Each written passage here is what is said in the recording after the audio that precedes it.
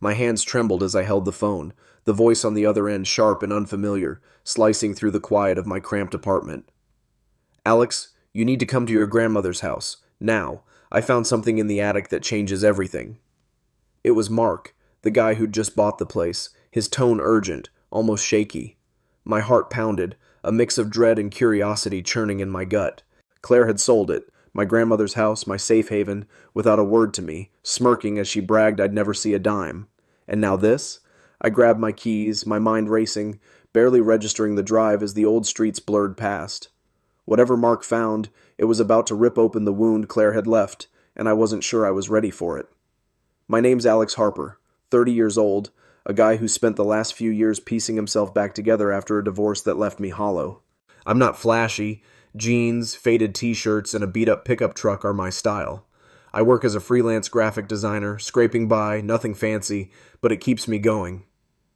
Growing up, my grandmother Evelyn's house was my escape. A creaky old place with green wallpaper I hated but loved because it was hers. She'd sit me down with cookies and stories of her youth, her voice warm like the lavender she sprinkled everywhere. Claire, my older sister, was always the golden child, 33 now, all sharp edges and sharper ambition, living for designer bags and Instagram likes. Me? I just wanted to hold on to what mattered. That house mattered, and Claire took it. I pulled up to the house, the porch light flickering like it always had, but the windows were dark, lifeless. Mark stood there, mid-40s, tall and wiry in a baseball cap, hands stuffed in his pockets. He nodded at me, his face tight with something I couldn't read. Nerves, maybe, or pity. "Glad you came," he said, voice low as he waved me inside. The familiar smell hit me. Old books, lavender, a faint whiff of dust, and my chest tightened. This was home, or it had been, until Claire ripped it away. We climbed the narrow stairs to the attic, the ladder groaning under us, and I felt a pang of nostalgia so sharp it hurt. Up there, the air was thick, stale, and Mark led me to a corner where an old trunk sat, half hidden under a ratty blanket. He lifted the lid, and my breath caught. Inside, wrapped in yellowed cloth, was a thick envelope. He handed it to me, his eyes steady. "Open it." My fingers shook as I tore into it, pulling out a stack of papers. The words swam at first, but then they snapped into focus. A will, dated 2 years later than the one Claire had waved around to justify selling the place. Evelyn Harper, my grandmother, had left everything to me.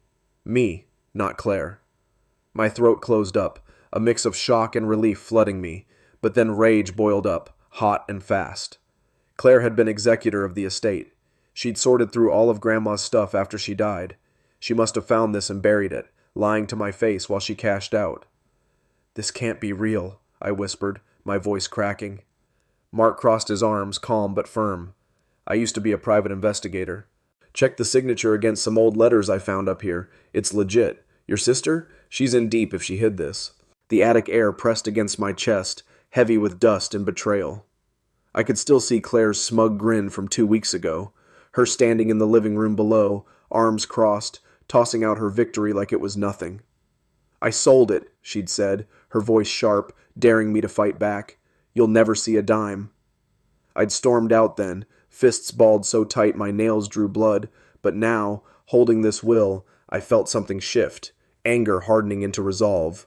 Grandma's handwriting stared back at me, neat and deliberate, a lifeline she'd left just for me. Claire had stolen more than a house. She'd stolen trust, memories, the one piece of my past I could still touch. I looked at Mark, his steady eyes cutting through my haze. "She's not getting away with this," I said, my voice low, trembling but sure. He nodded, a flicker of respect in his gaze. "Then let's make her pay." I stumbled down the ladder, the will clutched tight, and sank onto the couch in the living room. That ugly green wallpaper loomed, a silent witness to every moment I'd spent here, summers with Grandma's stories, nights after my divorce when I'd crashed on this very cushion, broken and lost. Claire knew what this place meant, and she'd torched it for cash. My phone buzzed, snapping me out of the spiral. It was Tina, my rock, the friend who'd stuck by me when no one else did. "Tina," I answered, voice rough, "I need you at Grandma's house. Claire screwed me. Big time." She didn't miss a beat. "On my way. What did that witch do now?" I swallowed, glancing at Mark leaning in the doorway. "Hit a will. The real one. It's all mine and she sold it anyway. Tina's laugh crackled through the line, sharp and fierce. Oh, she's dead. I'll be there in 10. Tina burst in like a storm, her hoodie slipping off one shoulder, laptop bag banging against her hip. She took one look at me, wild-eyed, pale, clutching the envelope, and dropped beside me, yanking the papers from my hands. Dated 2 years later, she muttered, scanning it fast. This is gold, Alex. Claire's whole story's a lie. She glanced at Mark, sizing him up.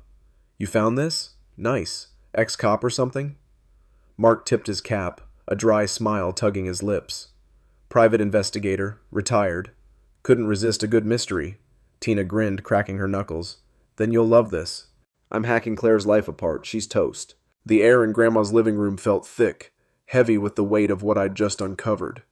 My hands still shook from tearing open that envelope, Grandma's will staring back at me like a ghost, her neat script spelling out my name, not Claire's, 2 years after the lie my sister had peddled. I could still hear Claire's voice from 2 weeks ago, sharp and smug, cutting through this same room. I sold it, she'd said, arms crossed, chin tilted like she owned the world. You'll never see a dime. I'd stormed out then, fury choking me. But now, sitting on this creaky couch with that hideous green wallpaper glaring down, I felt something else. Rage hardening into a blade, sharp and ready. Claire hadn't just sold a house. She'd sold our past, my safe place, and buried the truth to do it. Tina's energy snapped me out of the spiral, her fingers already dancing over her laptop keys. She's sloppy, she said, her voice buzzing with excitement. Bank transfers, encrypted emails, I'm in. She's funneling cash to some guy named Dylan Carter. My gut twisted, a cold spike piercing the heat of my anger. Dylan, Claire's ex, a sleaze with tattoos and a smirk I'd always hated, the kind of guy who'd sell his own mother for a quick buck. Dylan, I said, my jaw clenching so tight it ached. Her old boyfriend. Shady antiques dealer, probably worse. Tina's grin turned feral, her eyes glinting. Bingo. He's her cash mule. I'll find him. Mark shifted in the armchair, his calm cracking just enough to show concern. Careful, kid. Guys like that don't spook easy. Tina shrugged, fearless. Good thing I don't either. Alex, you in? I nodded, my chest tight but my resolve iron. Let's break them. The door creaked open, and I flinched, my nerves raw, half expecting Claire to barge in with more venom. But it was Mrs. Jenkins, the nosy neighbor from across the street, her gray bun tight, glasses perched low as she peered at us. She'd been Grandma's shadow for decades, always watching, always judging. Alexander Harper, she snapped, her voice like a whip. What's this ruckus? I saw that man, she pointed at Mark, poking around, and now you're here with her? She eyed Tina like she was a stray dog. I sighed, rubbing my temples, the headache blooming fast. Mrs. Jenkins, it's fine.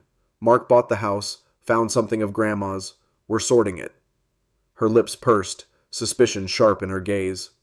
Sorting it? I heard Claire sold this place. Shady girl always was. I told Evelyn she'd be trouble. Tina snorted, not looking up. You don't know the half of it, lady. Mrs. Jenkins huffed, but Mark stepped in, smooth as oil. Just paperwork, ma'am. No trouble here. She muttered something about the police and shuffled out, leaving a faint whiff of mothballs behind. Nosy old bat, Tina said, smirking, then froze, her fingers hovering. Got him. Dylan's in a warehouse on Miller Street, sitting on Claire's cash. My pulse kicked up, a wild mix of dread and thrill. Tonight, I said, my voice steady despite the storm in my chest. Mark insisted on tagging along, said he'd seen too many deals go bad to let us go alone. We piled into my pickup, Tina wedged between us, her laptop glowing as she pulled up the warehouse layout. The drive was tense, the night air biting my skin, my hands gripping the wheel until my knuckles turned white. I kept seeing Claire's face, that smug tilt of her chin, and it fueled me, drowned out the fear. We parked a block away, creeping through the shadows, the warehouse hulking ahead, its windows dark and grimy. Inside, Dylan was there, all muscle and menace, counting stacks of bills under a flickering bulb. He looked up as we slipped in, his smirk spreading slow and ugly. Claire said you'd come sniffing, he drawled, tossing a stack aside. What's your angle, little bro? I stepped closer, adrenaline surging, my voice hard. I've got the real will, Dylan. Claire hit it. The house is mine, And so's the money you're holding." His smirk flickered, then he laughed, pulling a knife from his belt. The blade flashed and my breath caught, but Tina was faster. "Cute," she said, holding up her phone.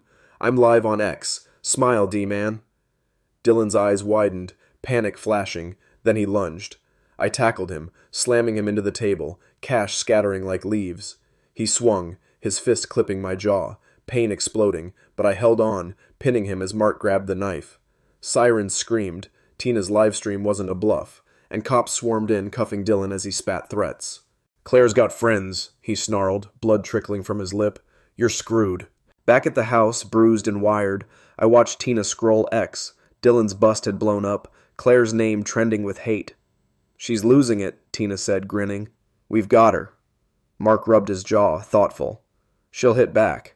That wasn't an empty threat." Unease crept in, but my fire burned hotter. "Let her try." The next day I hired Greg, a lawyer with a predator's grin who pounced on the will. "Forgery, fraud, she's cooked," he said, eyes gleaming. "We'll sue her blind." When Claire got served, she called, screaming, her voice jagged. "You're ruining me!" I kept it cold. "You ruined us. Court's next." Greg uncovered the forgery. She'd faked the old will, every line a lie, and I felt sick, the betrayal a knife in my gut. We faced her in his office, her pale and trembling, me stone.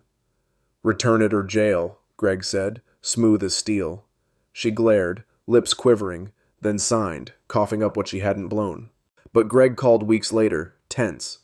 "She's hiding more, offshore accounts, layered deep." Rage flared, and I set a trap.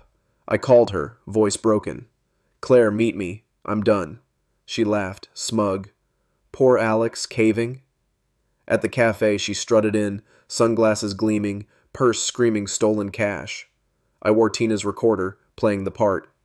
"How'd you do it?" I asked, faking awe. She spilled, Dylan, the accounts, her genius, gloating as I smiled. "Gotcha." Cops swarmed, cuffing her as she screamed. Fraud, laundering, she got 10 years. Then Greg called again. "She's hired Vincent Russo, a shark tied to rough people. He's pushing an appeal, says you planted the will." My heart sank, then steadied. Claire was clawing from her cell, her spite endless. A week later, Mrs. Jenkins knocked, her face pale. "Alex, some man was here, big, mean-looking, asking about you. Said Claire sent him." My blood ran cold, but I smirked.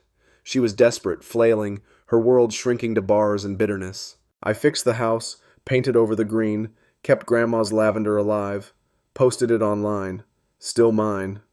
I'd won, for now. Claire's appeal loomed, her hired thug a shadow on my doorstep, but I was ready. She'd suffer, drowning in her own mess, while I stood tall. Trust's fragile, greed blinds, truth cuts deep.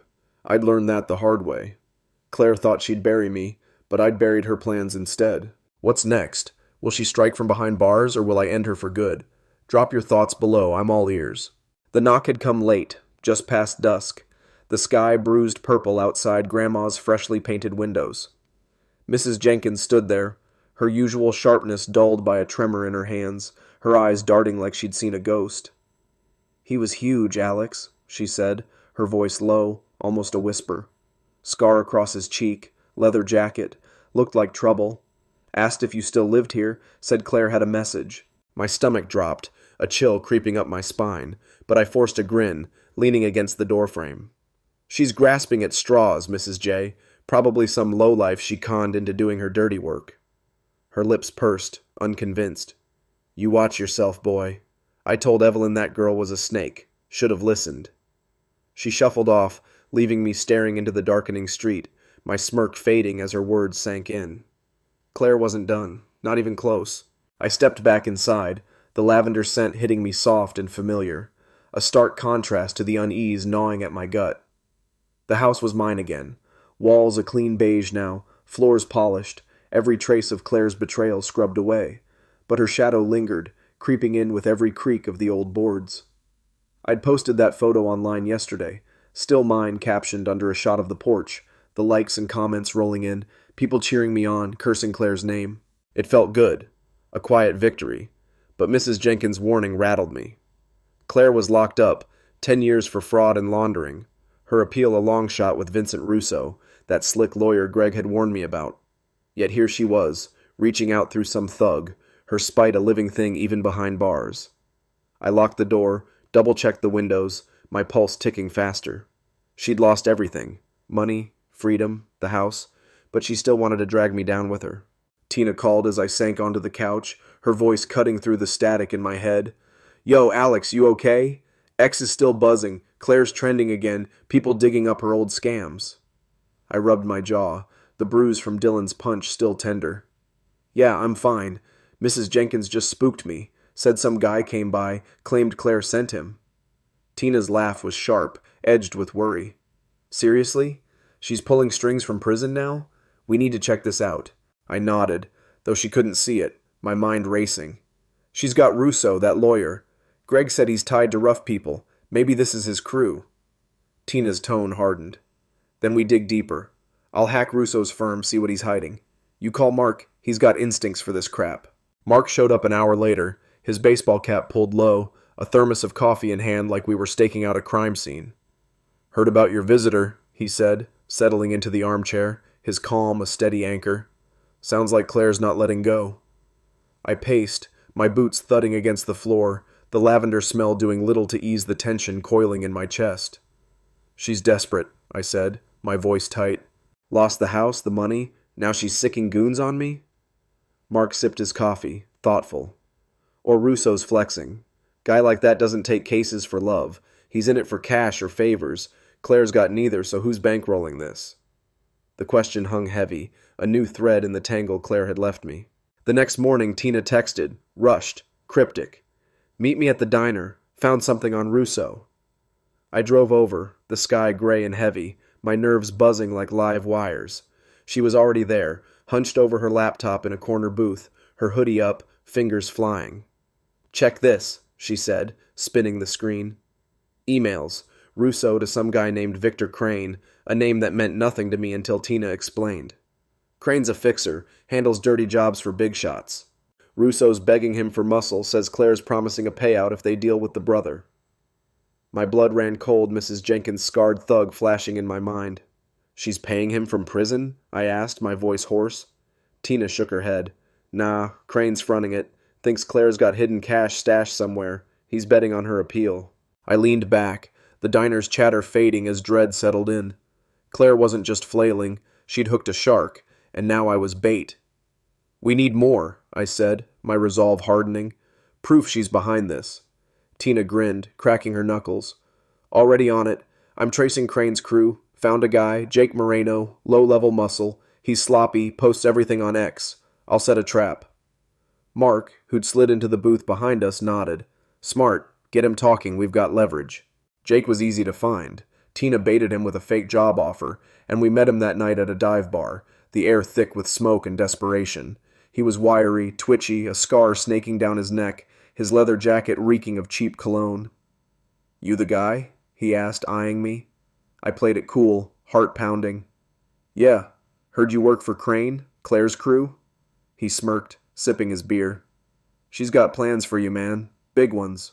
Tina recorded it all, her phone hidden as Jake bragged. Crane's orders, Claire's promises, a hit to scare the brother straight. My stomach churned, but I kept my face blank, nodding like I was impressed. "She's got cash for that?" I prodded. Jake laughed, sloppy. "Says it's buried, literally. Some stash from her old scams. Crane's drooling for it." We left him there, swaying at the bar, and Tina high-fived me in the parking lot, her grin wild. "We've got her, Alex." Straight from the idiot's mouth.